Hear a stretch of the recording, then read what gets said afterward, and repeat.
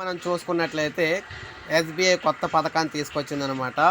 So, మొత్తంగా మరో కీలక పథకాన్ని అయితే లాంచ్ చేయడం అయితే జరిగింది. దీనికి సంబంధించి మనం వివరాలైతే చూద్దాం. ఏడాదికి ఏడాదికి 50,000 అంతకంటే ఏడాదికి 50,000 అంటే నెలకు దాదాపు 4,000 పెట్టుబడితో భారీ రిటైర్మెంట్ కార్పస్ సులభంగా నిర్మించుకోవచ్చు.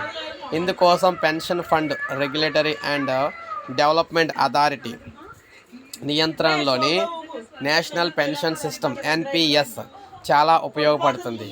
సగటున 9% వార్షిక రాబడి అంచనాతోనే ఇది సాధ్యమవుతుంది. ఈ ప్లాన్ పూర్తి వివరాలు అయితే మనకి ఇక్కడ దొరుకుతున్నాయి. 4,000 రూపాయల పెట్టుబడితో భారీ రిటైర్మెంట్ కార్పస్ సులభంగా నిర్మించుకోవచ్చు. ఇందుకోసం pension fund regulatory and development authority PFRDA నియంత్రణలోని నేషనల్ పెన్షన్ సిస్టమ్ ఎన్పిఎస్ ఎంతగానో ఉపయోగపడుతుంది. సగటున 9% వార్షిక రాబడి అంచనాతోనే ఇది సాధ్యమవుతుంది. ఈ ప్లాన్ పూర్తి వివరాలు ఇప్పుడు చూద్దాం.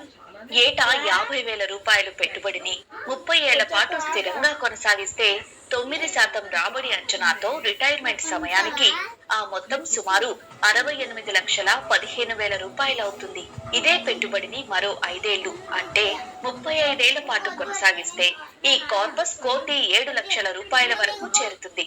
అయితే ప్రతి ఏటా మీ ఆదాయం పెరిగే కొద్దీ పెట్టుబడిని కూడా కనీసం 10% చొప్పున పెంచుకుంటూ పోతే 30 ఏళ్లలోనే మీ రిటైర్మెంట్ కార్పస్ ఏకంగా 2 కోట్ల రూపాయలు దాటిపోతుంది.